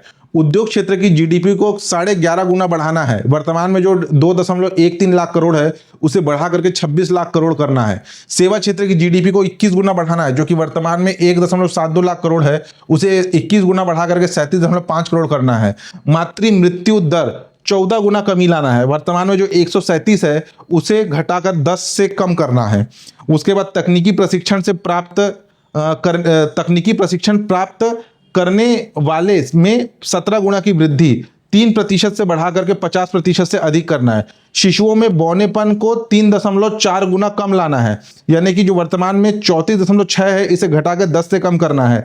नवीनीकरण ऊर्जा के हिस्से में 4.1 की वृद्धि, वर्तमान में 16% से बढ़ा करके उसे 2047 तक 66% करना है। तो ये लक्ष्य है, एक ओवरव्यू है, इसे याद रखना कि 13 प्रमुख लक्ष्यों को या थीम्स को 10 मिशन के माध्यम से विकसित किए जाएंगे। अभी एक बताया गया है ओवरव्यू, आगे आने वाले समय में इसमें भी अपडेट आएगा, ठीक। नेक्स्ट देखिए, नेक्स्ट है आर्म्स रेसलर श्रीमंत झा। श्रीमंत झा आर्म्स रेसलर यानी कि जो पंजा लड़ाया जाता है उस खेल की बात हो रही है। भिलाई के निवासी है। अच्छा, खेल खिलाड़ी किस खेल से संबंधित है, ये क्वेश्चन तो आ ही रहे हैं। अब क्वेश्चन आ रहा है कि खिलाड़ी किस क्षेत्र के या किस शहर के निवासी है। जैसे कि हेमवती नाग किस राज्य से या किस जिले किस शहर से संबंधित है, ये क्वेश्चन आया था अभी प्रयोगशाला परिचारक में। तो खिलाड़ी किस खेल से संबंधित है के साथ साथ किस शहर के निवासी है उसको भी याद रखना। जैसे कि आर्म्स रेसलर है आपके श्रीमंत झा, जो कि छत्तीसगढ़ के भिलाई शहर के निवासी है। अभी हाल ही में चर्चा में क्यों रहे, वर्ल्ड आर्म्स रेसलिंग चैंपियनशिप जो कि यूरोप के लग्जेमबर्ग में आयोजित हुआ 4 से लेकर के 6 जुलाई के मध्य। इसमें भारत की ओर से छत्तीसगढ़ के श्रीमंत झा ने प्रतिनिधित्व किया। 80 किलोग्राम भार वर्ग में स्वर्ण पदक यानी कि गोल्ड मेडल इन्होंने जीता है, ठीक। श्रीमंत झा दुनिया में तीसरे और एशिया में नंबर 1 आर्म्स रेसलर है। श्रीमंत झा अब तक 50 अंतरराष्ट्रीय पदक, जिसमें से 9 स्वर्ण पदक वो जीत चुके हैं, ठीक है। श्रीमंत झा, इनका नाम याद रखिएगा, ठीक। नेक्स्ट देखिए, Raipur Nagar Nigam municipal bond India ranking. Raipur Nagar Nigam को म्यूनिसिपल बॉन्ड इंडिया रैंकिंग प्राप्त हुआ है। अब ये क्या है म्यूनिसिपल बॉन्ड, इसको समझना। जो आपका नगर निगम रायपुर को म्यूनिसिपल बॉन्ड के लिए इंडिया रैंकिंग प्राप्त हुई है। रैंकिंग कौन सा मिला है, AA- का शामिल, ठीक है, ये शामिल हो गया है, शामिल। रायपुर देश के 11वें शहर के रूप में इस रेटिंग सूची में शामिल हुआ है। यहां पे बात हो रही है म्यूनिसिपल बॉन्ड की। अब ये क्या है इसको समझना। शहरी परियोजनाओं के लिए पूंजी जुटाना, बॉन्ड से प्राप्त राशि का उपयोग स्कूल, अस्पताल, सड़क, जल आपूर्ति जैसी सर्व सुविधाओं में किया जाएगा। म्यूनिसिपल बॉन्ड क्या है? जैसे कि अगर आप में से कुछ लोग अवेयर होंगे शेयर मार्केट से, वहां पर आपके बॉन्ड्स जारी होते हैं, प्राइवेट सेक्टर के बॉन्ड्स, गवर्नमेंट बॉन्ड्स जारी होते हैं, जिसमें जो बॉन्ड जारी होते हैं उसमें जैसे अगर गवर्नमेंट बॉन्ड है या कोई प्राइवेट सेक्टर का बॉन्ड है, तो वो कंपनी क्या करती है, आम नागरिक से पैसे उधार लेती है एक निश्चित ब्याज दर पे। बॉन्ड जारी करती है कोई कंपनी जो कि 5 साल के लिए, 6 साल के लिए या 2 साल के लिए, 1 साल के लिए, 6 महीने के लिए, 8 महीने तक के लिए भी होता है, जिसमें एक रेट ऑफ इंटरेस्ट रहता है कि आपको जो है 1 लाख रुपए आप जमा करेंगे, जिसमें आपको 8% ब्याज के साथ आपको भुगतान 8 महीने बाद कर दिया जाएगा। तो इसमें ये क्या होता है, ये आपके शेयर मार्केट की बात हो गई, जिसमें आपके गवर्नमेंट और प्राइवेट सेक्टर बॉन्ड जारी करते हैं। लेकिन ये जो नगर निगम का म्यूनिसिपल बॉन्ड है, ये आम नागरिक इसमें पैसा नहीं देंगे। इसमें कॉरपोरेट लेवल पे जो बड़ी बड़ी कंपनियां हैं, जो ट्रस्ट बने हुए हैं, उनसे पैसा उधार लेगी। इसमें आत्मनिर्भरता बढ़ेगी रायपुर नगर निगम की। अभी रायपुर नगर निगम को विकास करने के लिए क्या है, गवर्नमेंट के द्वारा जो फंड जारी किया जाता है, एक लिमिटेड जो फंड जारी किया जाता है, उसके आधार पर विकासात्मक कार्य करने होते हैं। लेकिन अब रायपुर नगर निगम अपना बॉन्ड जारी कर सकता है, यानी कि अगर उसको मान लीजिए स्कूल, अस्पताल, सड़क निर्माण या अपने रायपुर नगर निगम के विकास के लिए उसे पैसे की जरूरत है, तो वो सरकार पर निर्भर नहीं रहेगा, अब अपना बॉन्ड जारी करेगा। बॉन्ड जारी करके अलग अलग प्राइवेट सेक्टर की जो कंपनियां हैं वो इसमें पैसे निवेश करेगी। 1 साल का बॉन्ड जारी कर सकती है, 2 साल का, 5 साल का, 6 साल का, और एक निश्चित ब्याज दर पर उन्हें रायपुर नगर निगम उन्हें ब्याज के साथ पैसे का भुगतान करेगी। तो इससे क्या है, रायपुर नगर निगम के पास पैसा आएगा भी, और जो लोग इसमें इन्वेस्ट करेंगे, जो लोग इसमें पैसा निवेश करेंगे, उन्हें ब्याज भी मिलेगा। दोनों का फायदा है। ठीक है। इस रेटिंग के साथ ही निगम अपने बॉन्ड में कम से कम 8.5% ब्याज दर की पात्रता हासिल की है, यानी कि वो 8.5% तक ब्याज दर पे जो है बॉन्ड जारी कर सकता है। देखिए, यह होता है म्यूनिसिपल बॉन्ड। म्यूनिसिपल बॉन्ड स्थानीय सरकार द्वारा जारी की गई ऋण प्रतिभूति है। ये बॉन्ड स्थानीय सरकार को सार्वजनिक परियोजनाओं जैसे स्कूल, अस्पताल, सड़कें, पानी के ट्रीटमेंट प्लांट बनाने के लिए पैसे जुटाने में मदद करते हैं। निवेशक इन बॉन्ड को खरीद कर स्थानीय सरकार को पैसे उधार देते हैं। जो निवेशक है वो सरकार को पैसे दे रहे हैं, बदले में सरकार एक निश्चित ब्याज दर और मूलधन का भुगतान करने का वादा करती है।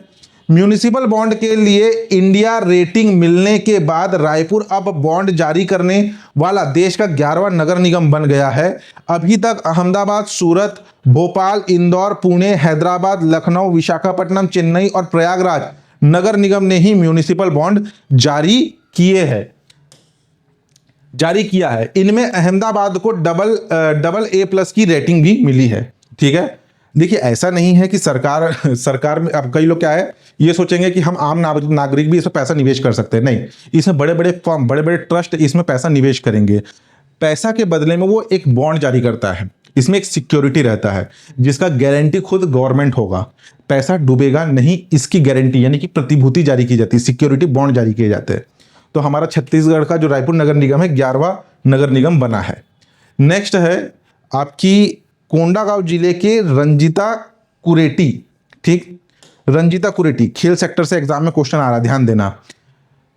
Taipei cadet Asian cup judo 2025 जो कि 15 जुलाई 2025 को ताइपे यानी कि ताइवान में आयोजित किया गया। इस जूडो प्रतियोगिता में छत्तीसगढ़ के कोंडागांव जिले की रंजीता कुरेटी ने 52 किलोग्राम वजन वर्ग में ताइपे यानी कि ताइवान की वांग टिंग यू को फाइनल मैच में पराजित कर स्वर्ण पदक पर कब्जा किया। रंजीता भारत को एशिया कप जूडो में पहला स्वर्णिम सफलता दिलाई। जैसे कि हेमवती नाग किस आपके जिले से संबंधित है, क्वेश्चन आया था, वैसे इसका भी याद रखना। ये रंजीता कुरेटी किस खेल से संबंधित है, पहला ये जूडो से संबंधित है, और किस जिले से संबंधित है, कोंडागांव जिले की निवासी है। ये दोनों याद रखना। ठीक है, ये है आपकी रंजीता कुरेटी। नेक्स्ट देखिए, 3rd मेवाड़ कप, ये उतना इंपॉर्टेंट नहीं है, फिर भी ध्यान रख लीजिएगा क्योंकि आजकल कहीं से भी क्वेश्चन आ रहा है। एक राष्ट्रीय कराटे प्रतियोगिता है जो कि उदयपुर राजस्थान में आयोजित किया जाता है। VS कराटे एकेडमी और वर्सेटाइल शोटोकन कराटे फाउंडेशन के द्वारा आयोजित होता है। ये जो मेवाड़ कप है ये क्या है, कराटे प्रतियोगिता है। 3rd मेवाड़ कप का आयोजन हुआ कहाँ पर, आपके उदयपुर राजस्थान में। छत्तीसगढ़ ने इसमें कुल 16 पदक जीते, 3 स्वर्ण, 8 रजत और 5 कांस्य पदक। ठीक, नेक्स्ट देखिए, छत्तीसगढ़ का पहला एक्वा पार्क। छत्तीसगढ़ का पहला एक्वा पार्क जो कि हसदेव बांगू डुबान क्षेत्र के अंतर्गत एतमा नगर और सतरेंगा में छत्तीसगढ़ का पहला एक्वा पार्क हसदेव नदी पर बनाया जा रहा है। ठीक, सहयोग प्रधानमंत्री मत्स्य संपदा योजना और जिला खनिज संस्थान न्यास यानी कि डीएमएफ के सहयोग से यह एक्वा पार्क बनाया जाएगा। मंजूरी एवं राशि, केंद्र सरकार ने प्रधानमंत्री मत्स्य संपदा योजना के तहत 37.10 करोड़ की मंजूरी दी है इस एक्वा पार्क के निर्माण के लिए। बढ़ावा, एक्वा पार्क के जरिए मत्स्य उत्पादन, प्रोसेसिंग, निर्यात एवं एक्वा टूरिज्म को बढ़ावा मिलेगा। पार्क में जो एतमा नगर में फीड मिल, फिश मिल होगा, fish meal, fish processing plant, hatchery, recirculatory aquaculture system लगाए जाएंगे। तो यानी कि मछली पालन को भी बढ़ावा दिया जाएगा, मछली को प्रोसेसिंग प्लांट लगाया जाएगा। इसके साथ जो है एक्वा टूरिज्म को बढ़ावा देने के लिए छत्तीसगढ़ का पहला एक्वा पार्क स्थापित किया जा रहा है। पिछली सरकार ने शायद प्रदेश का पहला एक्वा पार्क सरगुजा में प्रस्तावित रखा था, लेकिन सरकार बदल गई। अब छत्तीसगढ़ का पहला एक्वा पार्क कहाँ पर है? हसदेव नदी के ऊपर आपके एतमा नगर और सतरंगा में हसदेव बांगू डुबान क्षेत्र में एक्वा पार्क प्रस्तावित है। नेक्स्ट देखिए, छत्तीसगढ़ के पूर्व राज्यपाल शेखर दत्त राज्यपाल अभी जो है प्रयोगशाला में भी छत्तीसगढ़ के राज्यपालों का सही क्रम से एग्जाम में क्वेश्चन आया था। करंट अफेयर की बुक में भी उसका क्रम मैं हर बार डालता हूँ। ट्रेडिशनल क्वेश्चन है जो बार बार पूछे जाते हैं। तो हाल ही में छत्तीसगढ़ के पूर्व राज्यपाल शेखर दत्त का निधन हो गया। 80 वर्ष के थे वे।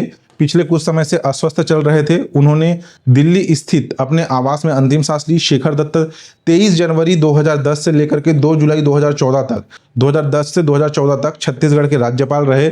शेखर दत्त भारतीय प्रशासनिक सेवा IAS के 1969 बैच के अधिकारी थे और देश के प्रमुख पदों पर कार्यरत रहे। उन्हें राष्ट्रपति सुरक्षा सलाहकार NSA के डिप्टी के रूप में भी नियुक्त किया गया था। साथ ही उन्होंने रक्षा मंत्रालय के रक्षा सचिव के तौर पर भी अपनी सेवाएं दी। तो ये है आपके शेखर दत्त, छत्तीसगढ़ के पूर्व राज्यपाल। इनका नाम याद रखना। नेक्स्ट देखिए, मुख्यमंत्री IT fellowship MTech programme. IT यानी कि इंफॉर्मेशन टेक्नोलॉजी, डाटा साइंस और आर्टिफिशियल इंटेलिजेंस पर आधारित फेलोशिप प्रोग्राम है, जिसमें फेलोशिप के तौर पर 50,000 रुपये प्रति माह प्रदान किया जाएगा। ट्यूशन फी जो है वो भी छत्तीसगढ़ सरकार प्रदान करेगी। इसमें आवेदन करना होता है, योग्यता के आधार पर उन्हें जो है 50,000 रुपये प्रति माह दिया जाएगा।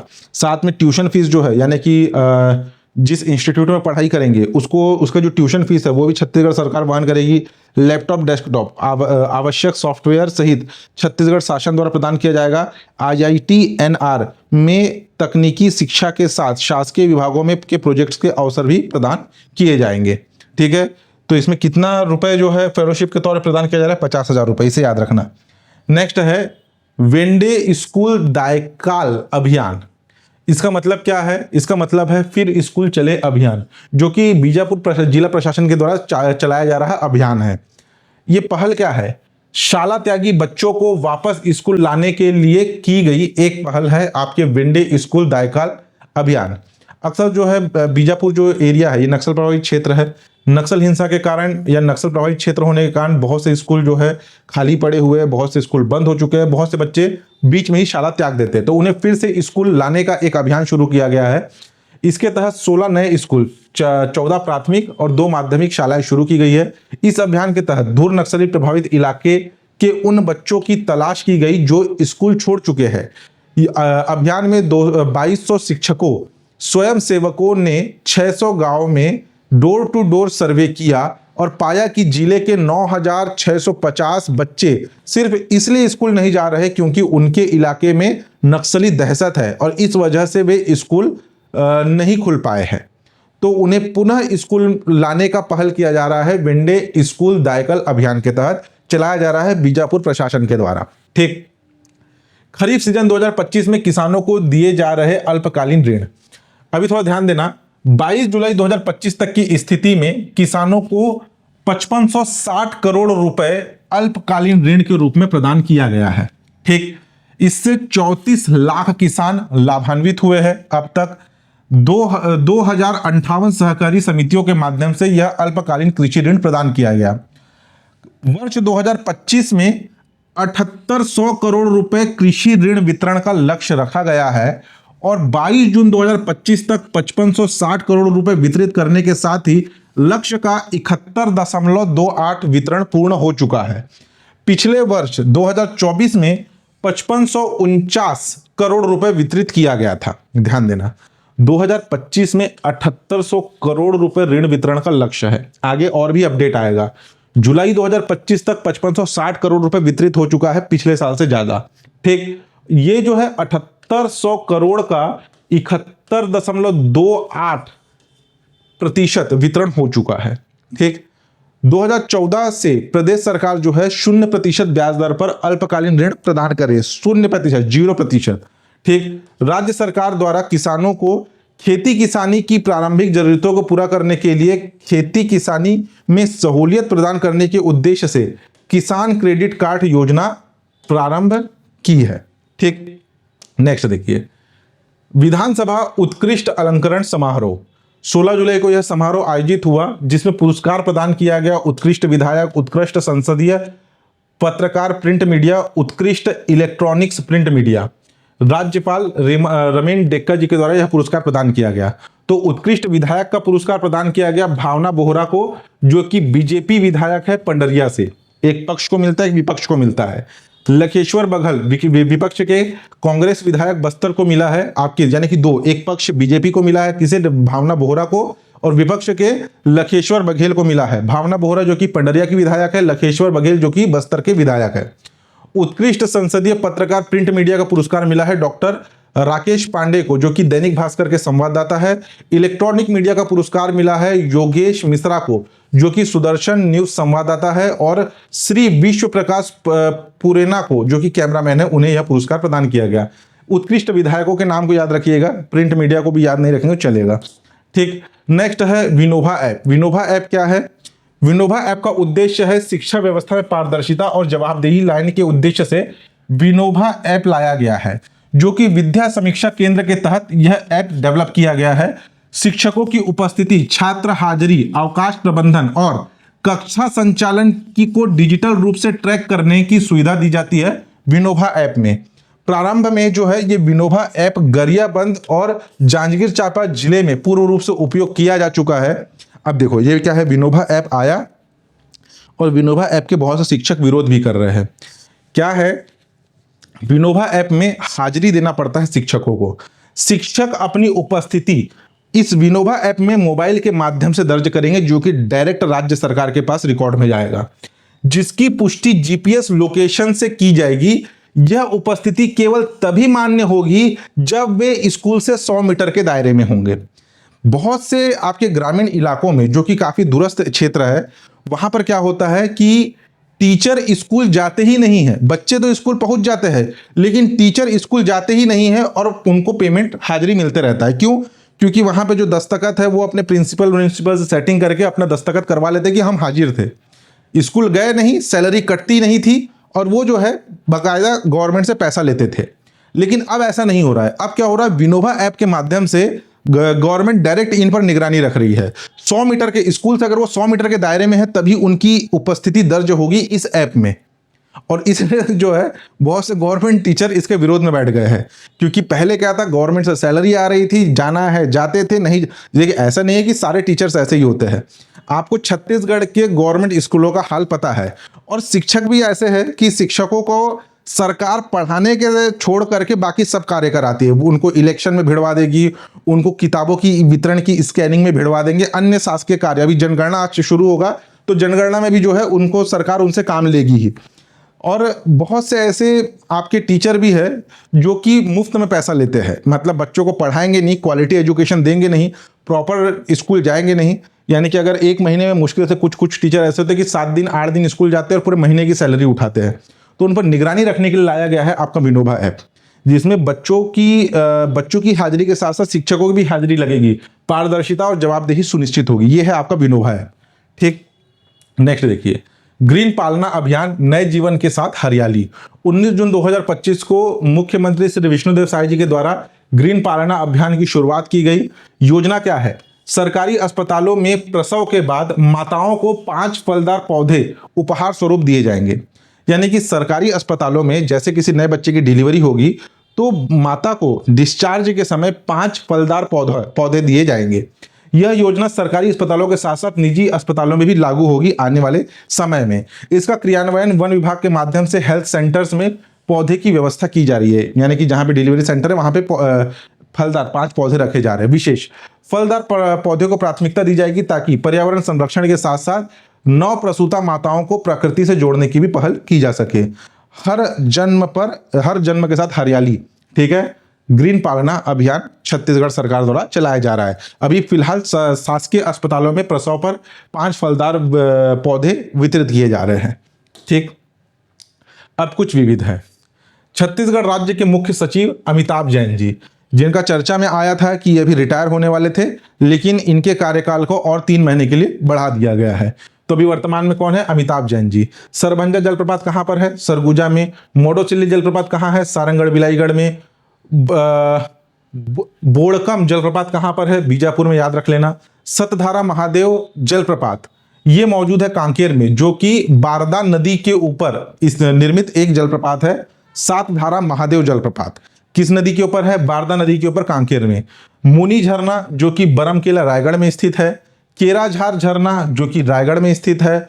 होलसेल कॉरिडोर प्रस्तावित है, यानी कि जो सामान जो होलसेल रेट पे खरीदते हैं उसका एक कॉरिडोर बनाया जा रहा है, वो प्रस्तावित है आपके नवा रायपुर में। नाग पंचमी का मेला, प्रतिवर्ष नाग पंचमी का मेला आयोजित होता है दल्हा पहाड़, जांजगीर चांपा के अकलतरा में। जो आपका दल्हा पहाड़ है, दल्हा पहाड़ की चोटी पे, उसकी ऊंचाई पर हर साल जो है आपके नाग पंचमी के दिन मेले का आयोजन होता है। मोहरा नदी का प्रवाह क्षेत्र, मोहरा नदी का प्रवाह क्षेत्र किस जिले में है? राजनांदगांव जिले में। याद रखना, मोहरा नदी जो है राजनांदगांव जिले में प्रवाहित होती है। सोनाजोरी नदी जो कि ईब नदी की एक सहायक नदी है, ये भी जशपुर जिले में प्रवाहित होती है। गणेश बहार नदी और शबरी नदी का संगम स्थल है तिरिया, जो कि बस्तर में स्थित है। बस्तर के तिरिया में आपके सबरी नदी में जाकर के विसर्जित होती है एक छोटी नदी जिसका नाम है गणेश बहार नदी। याद रख लेना, क्योंकि आजकल ऐसे कुछ क्वेश्चन आ ही रहे हैं, क्योंकि अभी जो आप एडीओ या प्रयोगशाला परिचारक ऐसे उठा के देखेंगे तो ट्रेडिशनल क्वेश्चन के स्थान पर ऐसे कुछ नए यूनिक क्वेश्चन आ रहे हैं। मकरी दहरा जलप्रपात जो कि सारंगढ़ बिलाईगढ़ में गोमर्दा अभ्यारण्य वन क्षेत्र के अंतर्गत मौजूद है, आपका मकरी दरहा जलप्रपात पूछा जाएगा। मकरी दरहा जलप्रपात किस वन्य क्षेत्र के अंतर्गत आता है? जिला नहीं पूछेगा, वन्य क्षेत्र, तो गोमर्दा अभ्यारण्य। ऐसे क्वेश्चन आए हैं अभी एग्जाम में। ऑपरेशन साइलेंट स्ट्राइक ये क्या है?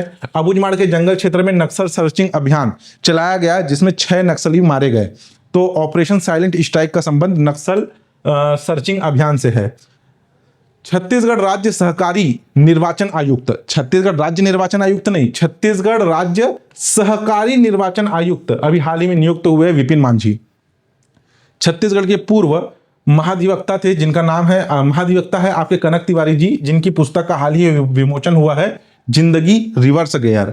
छत्तीसगढ़ में राष्ट्रीय डीजी आईजी सम्मेलन, जो पुलिस विभाग में जो डीजी होते हैं, आईजी होते हैं, उनका वार्षिक सम्मेलन आयोजित होने वाला है नवा रायपुर में, अभी प्रस्तावित है। प्रदेश का पहला टीबी मुक्त गांव घोषित हुआ है कबीरधाम जिले का ग्राम पंचायत जिंदा। ठीक, ग्राम पंचायत का नाम क्या है? जिंदा, जिसे छत्तीसगढ़ का पहला टीबी मुक्त गांव घोषित किया गया है। पंडित सुंदरलाल शर्मा ओपन विश्वविद्यालय बिलासपुर के कुलपति हाल ही में नियुक्त हुए हैं डॉक्टर वीरेंद्र कुमार सारस्वत।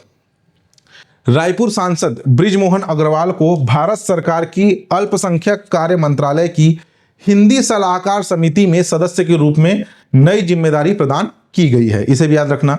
आभा ऐप, अभी हमने विनोबा ऐप देखा, अब यह है आभा ऐप। आभा ऐप क्या है? प्रदेश के सभी शासकीय जिला अस्पतालों में आभा ऐप से पंजीयन शुरू कर दिया गया है। अब ओपीडी पर्ची के लिए लाइन लगाने की जरूरत नहीं है। आभा ऐप के माध्यम से पहले से रजिस्ट्रेशन करा करके डायरेक्ट आप जिला अस्पताल या गवर्नमेंट मेडिकल कॉलेज में जाकर के अपना इलाज करवा सकते हैं। पहले क्या था कि लंबी कतार लगनी पड़ती थी, ओपीडी की पर्ची बनाना पड़ता था, लेकिन अब आभा ऐप में आप जो है अपना डायरेक्ट ओपीडी का पर्ची बनवा करके ऑनलाइन बनवा करके जाकर के इलाज करवा सकते हैं। छत्तीसगढ़ राज्य गठन के 25 साल पूरे होने पर छत्तीसगढ़ में ज्ञान, जी से गरीब, वाई से युवा, ए से अन्नदाता, एन से नारी थीम पर आधारित होगा छत्तीसगढ़ रजत जयंती उत्सव। यानी कि जो हर साल हम छत्तीसगढ़ राज्य स्थापना दिवस मनाते हैं उसके 25 साल पूरा होने पर रजत जयंती उत्सव मनाया जा रहा है, जो कि ज्ञान थीम पर आधारित होगा। ठीक, नेक्स्ट देखिए, प्रधानमंत्री जनजाति आदिवासी महान्याय अभियान पीएम जनमन योजना के अंतर्गत प्रदेश में विशेष पिछड़ी जनजातियों के बसाहटों में मूलभूत सुविधाएं तेजी से उपलब्ध कराई जा रही है। राज्य के सुदूर अंचलों में विद्युतीकरण से 7,204 बसाहटें रोशन हुई है जुलाई 2025 तक की स्थिति में। अब देखो, ये पीएम जनमन से क्वेश्चन आया था कि पीएम जनमन के अंतर्गत प्रदेश के कुल कितने जिलों को शामिल किया गया है, तो कुल 18 जिले शामिल है। ठीक है, अब तक 18 जिलों की सूची नहीं आई थी, लेकिन अब इसे अपडेट कर लीजिएगा। आर्थिक सर्वेक्षण में भी पीएम जनमन का पूरा डिटेल दिया गया है, उसमें लिखा हुआ है कि 18 जिले शामिल है, लेकिन 18 जिले कौन कौन से थे अब तक उसका नहीं आया था। अभी एक न्यूज आर्टिकल में इन 18 जिलों की सूची आई है, तो इसे अपडेट करना है। 18 जिले शामिल हैं। क्वेश्चन आया हुआ है आपका आबकारी आरक्षक भर्ती परीक्षा में आया शायद, कि पीएम जनमन योजना के अंतर्गत प्रदेश के कुल कितने जिलों को शामिल किया गया है। आंसर लिया गया है इनमें से कोई नहीं, क्योंकि उसमें 18 ऑप्शन में नहीं था।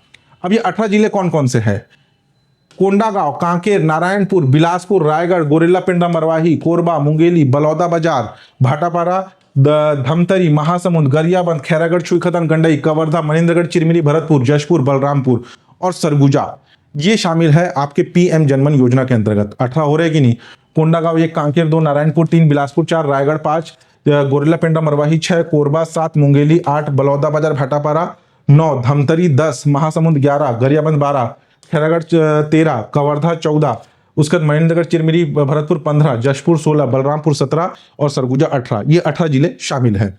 छत्तीसगढ़ सरकार को खनन प्रभावित क्षेत्र में पारदर्शिता एवं समग्र विकास हेतु उत्कृष्ट कार्यों के लिए राष्ट्रीय स्तर पर डीएमएफ जिला खनिज न्यास सम्मान मिला है। केंद्रीय मंत्री किशन रेड्डी ने यह सम्मान मुख्यमंत्री के सचिव व खनिज सचिव पी दयानंद को प्रदान किया। राज्य में 1,01,313 विकास कार्यों की मंजूरी दी गई, जिसमें से 70,318 पूरे हो चुके हैं।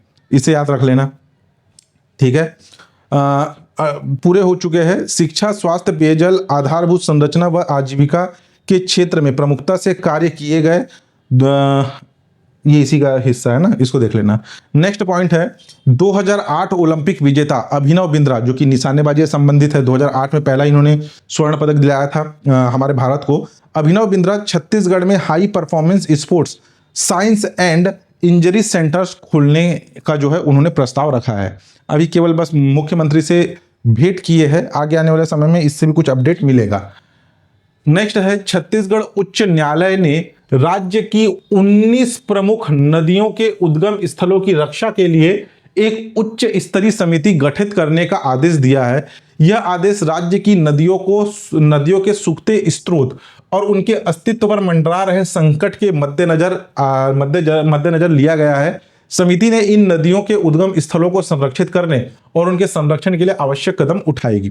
तो प्रदेश के कुल कितने नदियों के उद्गम स्थलों की संरक्षण के लिए उच्च स्तरीय समिति के गठन का आदेश हाईकोर्ट ने दिया है, पूछा जाए तो 19 प्रमुख नदियों के। नेक्स्ट है स्वामी विवेकानंद एयरपोर्ट, जिसे माना एयरपोर्ट भी कहा जाता है, छत्तीसगढ़ का डोमेस्टिक एयरपोर्ट है। उत्कृष्ट यात्री सेवा एवं सर्विसेज क्वालिटी के लिए देश भर में इसे 8वां स्थान मिला है। एयरपोर्ट सर्विस क्वालिटी द्वारा किए गए सर्वे के आधार पर रायपुर को ईस्टर्न रीजन में दूसरा, यानी कि पूर्वी क्षेत्र में दूसरा स्थान दिया गया है। ईस्टर्न रीजन में पहले नंबर पर कौन सा है? कोलकाता एयरपोर्ट है। दूसरे में हमारा रायपुर। ओवरऑल रैंकिंग में कौन सा है? ओवरऑल रैंकिंग में रायपुर 8वें स्थान पर है। उसके बाद नेक्स्ट है छत्तीसगढ़ के मुंगेली की नगर पंचायत सरगांव की गोदावरी साहू को राज्य भवन में सम्मान मिला। राज्यपाल रमेन डेक्का ने उन्हें स्मृति चिन्ह और 10,000 रुपए की प्रोत्साहन राशि प्रदान की। गोदावरी साहू को नमो ड्रोन दीदी के रूप में कृषि क्षेत्र में नई पहचान बनाई है। ठीक है, यह पुरस्कार क्यों दिया गया? नमो ड्रोन दीदी में उनके कृषि क्षेत्र में कार्य के लिए यह पुरस्कार प्रदान किया गया है। गोदावरी साहू का नाम याद रखिएगा। नेक्स्ट है अगेती शंकर मक्के की एक नई प्रजाति है। नामक मक्के की एक नई किस्म विकसित की गई है, जो कि 84 दिनों में पककर तैयार हो जाती है। यह किस्म सामान्य मक्के की किस्म की तुलना में 6 से 16 दिन जल्दी पकती है। इसे इंदिरा गांधी कृषि विश्वविद्यालय के अनुवांशिकी एवं पौधे प्रजनन विभाग द्वारा विकसित किया गया है। तो ये मक्के की नई प्रजाति का नाम क्या है? अंगेती शंकर। तो ये था छत्तीसगढ़ करंट अफेयर जुलाई 2025। सारे इंपॉर्टेंट थे, बहुत सारे कंटेंट थे, अच्छे से इसे पढ़िएगा। खेल सेक्टर को पहले पढ़िएगा, खेल खिलाड़ी के साथ उनके निवास स्थान को भी पढ़िएगा। तो आज के लिए हमारा वीडियो यहीं समाप्त होता है। किसी प्रकार का डाउट हो तो आप नीचे कमेंट करके पूछ सकते हैं। चैनल पे नए हैं तो चैनल को सब्सक्राइब कीजिएगा, लाइक और शेयर जरूर कीजिएगा। धन्यवाद।